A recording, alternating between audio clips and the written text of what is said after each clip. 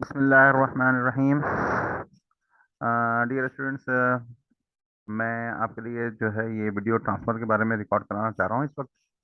And this is going to be a very important topic from examination point of view and also from the electrical point of view, the knowledge wise. अच्छा, let me just recap जो last हमने जो lectures किए हैं video में, छोटे छोटे, उसमें आरएमएस हमने वोल्टेज देखा है और ज़रूरत देखी हमने क्यों आरएमएस वोल्टेज की हमें ज़रूरत पड़ती है। अच्छा, उसका फार्मूला हमने देखा है कि the peak voltage is V R M S multiply by under root 2, और अगर आर एम एस निकालना हो तो V peak divide by under root 2। अच्छा, हमने ट्रू आर एम एस और actual normal R M S और टू आर एम एस के बारे में हमने बात की थी कि why we need to R M S अगर वेव शेप साइन वेव ना हो तो। ये जो है फॉर्मूलेज मैंने आपको सिर्फ दिखा दिए थे, but you don't need it. Three phase power के बारे में मैंने बताया था कि 3 वायर का सिस्टम होता है from load point of view, लेकिन न्यूट्रल भी मौजूद होता है, लेकिन थ्री फेज के लोड के अंदर न्यूट्रल नहीं लगता। दो कॉन्फ़िगरेशन हो सकती है लोड की, डेल्टा एंड स्टार। वो ऐसे है कि अगर लेट्स से कि इन कॉइल्स को आप मोटर की कॉइल समझ लें तो भी ठीक है। हर कॉइल के दो वायर होंगे। इन दो वायर्स को, जैसे यहाँ पे नजर आ रहे हैं, कॉइल के दो वायर्स को आप लगा सकते हैं in the form of two, मतलब इस तरीके डेल्टा की सूरत में। अच्छा, उस्मान अकबर मेरे साथ हैं इस वक्त, और बता दें आप मुझे कि यू कैन हेयर इट और नॉट, ताकि वीडियो रिकॉर्ड सही हो जाए। अच्छा, डेल्टा के अगर आप इसको बल्ब समझ लें, इसको एक बल्ब है ये, तो बल्ब की दो वायर्स होंगी, वो आप डेल्टा की सूरत में लगाएंगे तो ऐसे लग जाएगा, दो वायर होंगी तो ऐसे लग जाएगा। स्टार स्टार को हम वाई भी कहते हैं। तो न्यूट्रल पॉइंट इसमें पॉसिबल होता है, इसके अंदर न्यूट्रल पॉइंट पॉसिबल नहीं होता। अगर न्यूट्रल पॉसिबल हो या ना हो, लेकिन हम लगाते नहीं है बैलेंस लोड के अंदर, और बैलेंस लोड अनबैलेंस लोड के अंदर न्यूट्रल लगाना जरूरी है, वरना सिस्टम नहीं चलेगा, वोल्टेज अनबैलेंस्ड हो जाएंगे। अच्छा, लेकिन क्योंकि हमारे पास मोटर्स होती हैं वो बैलेंस लोड होती है हमेशा। हमने कहा कि लाइन वोल्टेज क्या होता है, फेस टू फेज वोल्टेज अगर नापें तो उसको हम कहते हैं लाइन वोल्टेज, और अगर फेस टू न्यूट्रल वोल्टेज हम मेजर करें तो that is called phase voltage.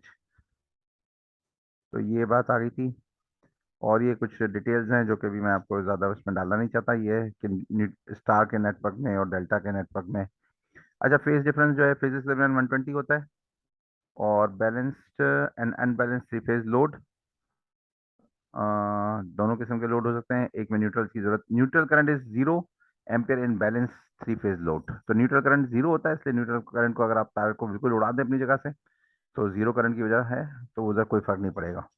तो बैलेंस लोड के अंदर फेज न्यूट्रल का कनेक्शन नहीं होता। चेंजिंग डायरेक्शन करनी होगा मोटर की थ्री फेज की, तो आप दो तार पलट दें। अच्छा, अब आ जाते हैं हम आज के लेक्चर पे, ट्रांसफार्मर पे। You know what is transformer. एक इसकी इनपुट कॉइल होती है, एक इसकी आउटपुट कॉइल होती है। Input coil is called primary, the output coil is secondary, and there is a core in between. And what is this the function of this core, the function of this core is the flux linkage. Flux क्या होता है? The flux is due to the changing voltage, there is a flux is generated, magnetic field, electrical field, यहाँ से ये flux की lines यहाँ पे generate होती हैं, and you have to just link it with the secondary coil. तो ये फ्लक्स जो वोल्टेज होगा, इट्स अ स्टैंडर्ड फार्मूला, और इसकी एक डेरिवेशन है, लेकिन अभी हम उसमें नहीं जा रहे हैं, बट यू जस्ट से कि this is the formula 4.44 multiply by F. थोड़ा सा बड़ा कर देता हूँ मैं इसको, थोड़ा सा मुझे खुद देखने में मुश्किल हो रही है। हाँ, दिस इज बेटर। अच्छा, तो ये एफ जो है this is frequency, N is the number of turns on the primary, and max this five max is the maximum flux. तो ये प्राइमरी के अंदर वोल्टेज इंड्यूस होंगे और ये सेकेंडरी के अंदर वोल्टेज इंड्यूस होंगे, and this is flux linkage. तो आमतौर पे जो है हम ले लेते हैं कि this is the complete flux linkage, जो इनपुट पे साइड पर है वही आउटपुट साइड पर है। तो ये हो गया, तो सेकेंडरी वोल्टेज भी इतने ही होंगे। अब सेकेंडरी वोल्टेज और अच्छा, what is this, the number of turns on the secondary frequency will be same on the input and output definitely. अच्छा, तो अब इसको ऊपर को नीचे से डिवाइड कर देंगे तो it will become V S. इसको ऊपर रख देता हूँ थोड़ा सा।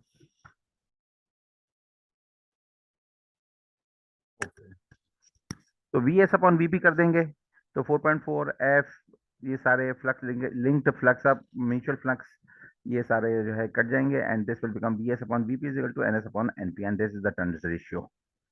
और ये यहाँ पर भी शो होगा, this is B P, this is B S, जो वी पी होगा वही वी एस होगा। अच्छा, इसके अंदर जो करंट गुजर रहा होगा that will be called I P, and इससे अंदर से जो करंट गुजर रहा होगा that will be I S. इसको भी बड़ा करना चाहें, इसको भी बड़ा कर सकते हैं, राइट। सो यहाँ पे number of turns is N P, here the number of turn is N S. तो ये इतनी स्मॉल इन्फॉर्मेशन है, आप लोगों की स्मार्ट क्लास है, you know lot of things already. तो ये आपको ज़्यादा पता होगा, अगर नहीं पता होता तो मैंने बता दिया है। ये मैंने सारा लिंक कर दिया है, ये थोड़ा सा डिस्क्राइब कर दिया है। अच्छा, transformer can be step up and step down transformer depending on turns ratio. Transformer ratio जो है N N S upon N P जो होगा, इफ इट्स पॉजिटिव तो इसका मतलब है कि this is going to be a step up transformer. अगर एन एस छोटा होगा एनपी से तो it will be step down transformer. इसको जरा गौर कर लीजिएगा, मैं बता के इसको आगे फॉरवर्ड हो गया हूँ, आगे चल रहा हूँ मैं। If transformation ratio is one, that is N S upon N P is one, then transformer X as N X isolation transformer. तो इसकी भी एक दुनिया के अंदर बड़ी अहमियत होती है। आइसोलेशन ट्रांसफॉर्मर डेफिनेटली बहुत जरूरी होता है, बहुत काम आता है। अब इसकी डिटेल में मैं नहीं जा रहा, otherwise this is a very very means useful transformer. आमतौर पर इस्तेमाल नहीं होता, लेकिन अगर किसी मेडिकल डिवाइस में अगर कोई आपने बायोमेडिकल डिवाइस है लगाई है, तो आप चाहते हैं कि यार आप अपने पेशेंट्स को बिल्कुल 0% रिस्क पे रखें कि कोई किसी तरीके से शॉकिंग ना हो सके, तो आप क्या करते हैं कि उसको वोल्टेज प्रोवाइड करते हैं थ्रू आइसोलेशन ट्रांसफॉर्मर। ये बात होती है। इसके अलावा हमारी लैब्स के अंदर, इलेक्ट्रिकल की लैब्स के अंदर हमने वोल्टेज जो प्रोवाइड किए हैं वो आइसोलेशन ट्रांसफॉर्मर के जरिए से प्रोवाइड किए हैं, so that there is a minimum risk of shock. तो ये हमने किया हुआ है अपनी एक लैब के अंदर काम। 10 kVA का एक आइसोलेशन ट्रांसफार्मर मैंने खुद बनवाया है, वो मैं आपको दिखाता अगर हमारे पास टाइम होता, मजीद डिटेल में जाता, but I just want to keep the class short. तो मैं मजीद डिस्कशन में जा रहा हूँ, बहुत जरूरी जरूरी डिस्कशन कर रहे हैं। अच्छा, always remember that the transformer is a very very efficient device. इसका मतलब है कि P in is equal to P out, हम नॉर्मल लेते हैं। 98% इसकी एक्यूरेसी एक आम सी चीज़ है, मतलब नॉर्मल है। So we will just taking P N is equal to P out. अच्छा, इस तरीके से आप इसको देख लें कि what is P N. P N is the voltage multiply with the current, and P out is equal to the voltage multiply by current. यहाँ पे प्राइमरी करंट, यहाँ पे सेकेंडरी करंट। देख लें एक बार अगर आप शक्ल देखना चाहते हैं तो, यहाँ पे primary voltage and the primary current V P upon multiply by I P, P is equal to V I, और यहाँ पे वी एस और आई एस। तो power is equal to V P into I P is equal to V S into I S. अब अगर इसको थोड़ा सा आप देख लें कि I S upon I P is equal to what, इसको आई एस को डिवाइड कर दें, यहाँ पे नीचे क्या आ जाएगा आई पी, तो ये जो वी एस जो है वो नीचे चला जाएगा, तो this will be V P upon V S, और ये बन गया N P upon N S. तो करंट से रेशियो रेशियो जो है उल्टा होता है। अगर हम इस करंट रेशियो को नाम दें ए, इस करंट रेशियो को हम नाम दें यहाँ पर, इसको नाम दें अगर हम A, this is equal to A, तो this will become here, it will become 1 upon A. ये इस तरह की बात है, वाज़ेह होगी। अच्छा, लेट मी सी के हु इज विद मी, मौजूद हैं कोई, थे तो सही पार्टिसिपेंट्स पार्टिसिपेंट्स में। हाँ, अच्छा चलें पार्टिसिपेंट्स। अच्छा, वो कोई और भी नहीं है, चले गए, मैं पूछ भी नहीं सकता, आवाज़ सही आ रही है। आई होप कि आवाज़ सही आ रही होगी। अच्छा चलें, I will just provide this. अच्छा, ये स्क्रीन शेयरिंग में आपको आ रही होगी नज़र। अच्छा, what is transfer use for? Transformers are employed for widely varying purposes. For example, to reduce the voltage of the conventional power circuit to operate low voltage devices, step down के तौर पे voltage अगर हम थोड़े चाहिए, कम चाहिए, normal transformer होते हैं हमारे लैब्स में इस्तेमाल होते हैं, हर डिवाइस के अंदर इस्तेमाल होता है। आपको माइक्रोवेव के अंदर भी इस्तेमाल हो रहा होगा, एक ट्रांसफार्मर होगा जो कि आपके वोल्टेजेस को डाउन करके आपकी इलेक्ट्रॉनिक सर्किटरी को प्रोवाइड कर रहा होगा। इसके अलावा पावर सप्लाईज के अंदर हमारे पास जो लैब में पावर सप्लाईज पड़ी हैं, आपने प्रैक्टिकल्स भी किए होंगे वो सारे। अच्छा, डोर बेल्स वगैरह और सारे डिवाइसेस के अंदर ट्रांसफार्मर स्टेप डाउन के तरफ इस्तेमाल होते हैं, but they are also use for step up transformers. आपने जहाँ पे जनरेटर्स प्रोवाइड किए हैं, जनरेटर्स हैं जहाँ पर, और आप इसको पावर को दूर तक ले जाना चाहते हैं, तो वहाँ पे आप वोल्टेज को इंक्रीज कर लेते हैं, तो that is called step up transformers. Generator side पे, जनरेशन साइड पे स्टेप अप ट्रांसफार्मर इस्तेमाल होते हैं। और आपने देखा होगा ये आपके जो हाई टेंशन की वायर्स गुजर रही होती हैं, 11,000 वोल्ट और इससे भी ज़्यादा, तो ये 11,000 वोल्ट कहाँ से आ गए? ये जनरेशन साइड पे जितने वोल्टेज जनरेट हुए थे उससे ऊपर स्टेप अप करके इसको ट्रांसमिशन लाइन पे डाला है, ज़्यादा वोल्टेज करके, to make it efficient, the transmission efficient, ज़्यादा एफिशिएंट होती है। ज़्यादा करंट, जब आप वोल्टेज बढ़ाते हैं तो करंट कम हो जाता है, जिसकी वजह से कॉपर की रिक्वायरमेंट कम हो जाती है। And this is advance topic, हम इसको ट्रांसमिशन में पढ़ाते हैं, लेकिन मैंने आपको इससे बता के आगे स्किप कर रहा हूँ, आगे फॉरवर्ड हो रहा हूँ। अच्छा। अच्छा, मैं आपको बता दूं, अगर किसी भी चीज़ में अगर आपको सवाल की ज़रूरत हो, कोई क्यूरी हो, समझ में ना आ रही हो, just drop me audio message, I will try to explain it. और अगर आप कहें कि if you just ask me to to create meeting room for you for Zoom, जहाँ पे आप हम डिस्कशन कर सकें, तो यू कैन ऑल्सो आस्क। मैं यहाँ पे यूनिवर्सिटी में फ्री हूँ आमतौर पे। हमारे पास जो कल का दिन, परसों का दिन, और इसके अलावा इम्तिहान से पहले के दिन जितने भी हैं, उसमें मैं फ्री हूँ आमतौर पे, यहाँ पे यूनिवर्सिटी में टाइम पे होता हूँ। तो हम मीटिंग में रख सकते हैं, जूम मीटिंग पे। अगर आप लोग यहाँ पे आ जाएंगे तो दैट इज़ ऑल्सो फाइन, और मैं यहाँ पे आपके सेशंस कंडक्ट कर सकता हूँ। इतना टाइम होना चाहिए आपके पास, किसी दिन एग्जाम के लिए आए तो बैठ जाएं एक आध घंटे के लिए।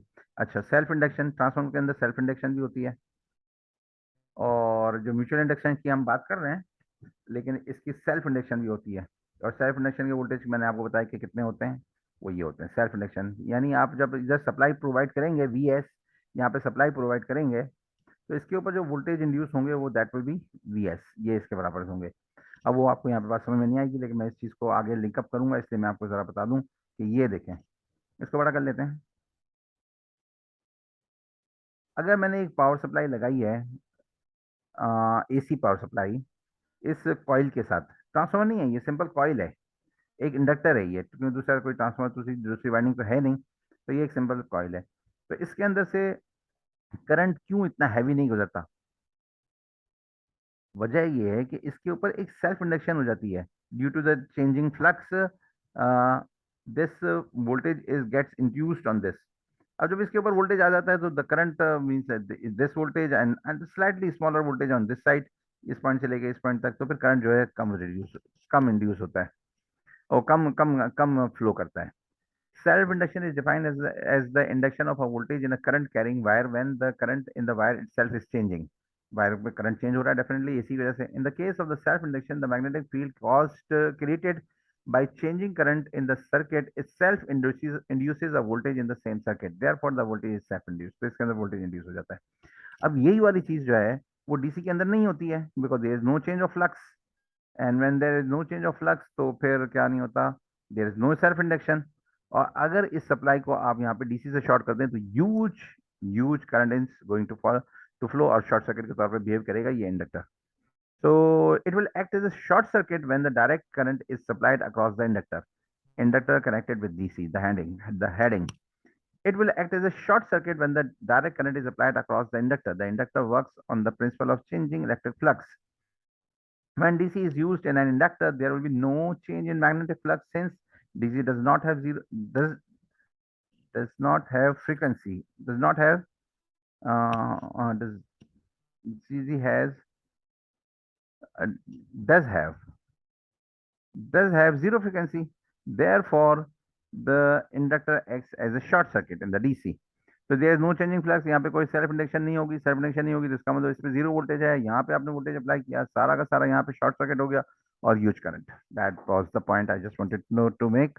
अच्छा, अब यहाँ पे एक और पॉइंट है जो कि मैं ट्रांसफार्मर के बारे में बताना चाह रहा हूँ, लेकिन इससे पहले मैं आपको ये बता दूं कि ये वाला जो पॉइंट है, ये जो पॉइंट है, ये मैं आपको डीसी मोटर के अंदर जब आर्मेचर रिएक्शन बताऊंगा वहां पे मुझे ये लिंकअप करने की जरूरत पड़ेगी कि सेल्फ इंडक्शन, जब मोटर चलना शुरू हो जाती है तो उसके ऊपर भी एक सेल्फ इंडक्शन, क्योंकि मोटर चल रही है ना, और मोटर चल रही है एज ए जनरेटर चल रही है, तो इसको आप पकड़ के घुमा रहे हैं, अगर आप इसको सप्लाई वोल्टेज अप्लाई कर दिए तो भी चल रही है, तो उसके बाद सेल्फ इंडक्शन होगी जैसे। तो वो मैं आपको लिंकअप करूंगा वहीं पर मोटर के केस में। और ये मैंने लास्ट क्लास में जो आपके ली थी, जिसमें अटेंडेंस एब्सोल्युटली लाइक बराबर थी, ना होने के 3-4 लड़के बैठे हुए थे मेरे साथ जो बातें कर रहे थे, और अच्छी लंबी क्लास हुई थी हमारी।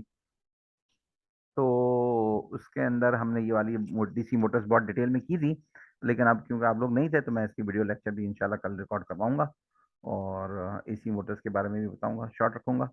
अच्छा, अब ये वीडियो अगर आपको समझ में नहीं आ रही ना, और कहीं पे प्रॉब्लम है, तो ये वीडियो है, means you can just play it back, आप दोबारा से सुन लें इसको, बजाय इसके कि आप परेशान हो रहे हो और मुझे सवाल करें। तो मुझे सवाल जरूर करें, मेरी तरफ से मना नहीं है, लेकिन दोबारा देख लें तो ज़्यादा अच्छा है। अच्छा, इम्पिडेंस मैचिंग ट्रांसफार्मर भी एक चीज़ है, और ये इंपॉर्टेंट है, इस वजह से मैं आपको बता रहा हूँ कि देखें, थोड़ा सा तवज्जो से बैठें और इसको मोबाइल पे ना देखें, क्योंकि मोबाइल है स्मॉल स्क्रीन। मैं चाहता हूँ कि आप इसको कंप्यूटर की स्क्रीन पे देखें। मैं थोड़ा बड़ा कर लेता हूँ इसको, बड़े में ज़रा चीज़ समझ में आती है, अच्छी आती है। अच्छा, ये बड़ा कर दिया। स्क्रीन पे आपको नजर आ रहा होगा, एक ट्रांसफार्मर है, एक सप्लाई कनेक्टेड है, इसके ऊपर एक लोड कनेक्टेड है, और यहाँ पे हम इम्पीडेंस की बात कर रहे हैं। जो ये लोड है, इम्पीडेंस है यहाँ पर।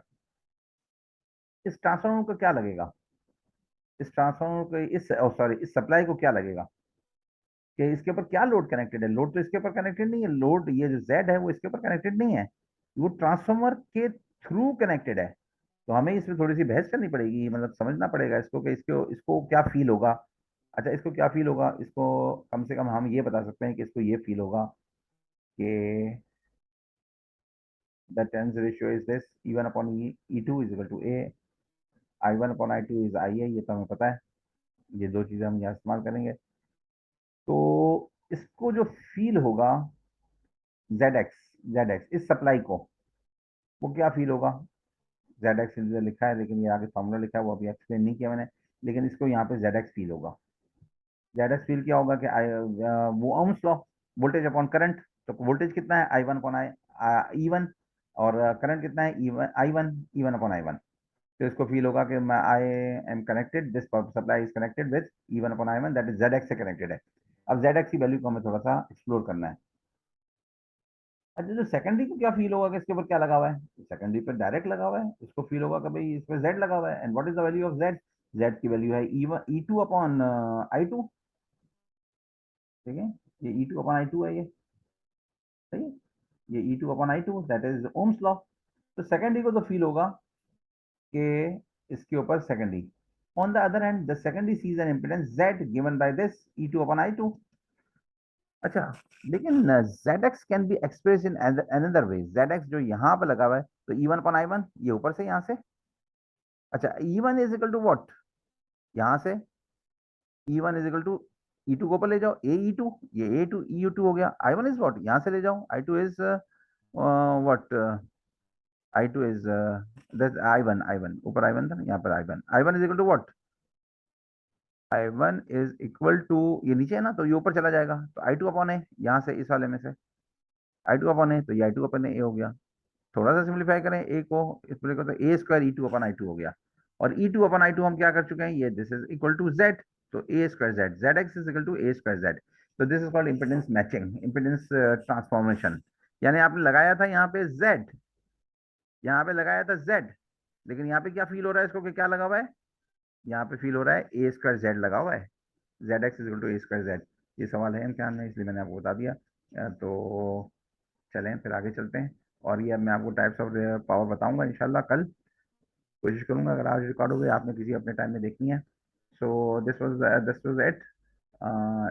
अब मैं क्या कर सकता हूँ इसके बारे में? ठीक है, चले, कोई सवाल हो तो बता दीजिएगा इंशाल्लाह। अस्सलाम वालेकुम।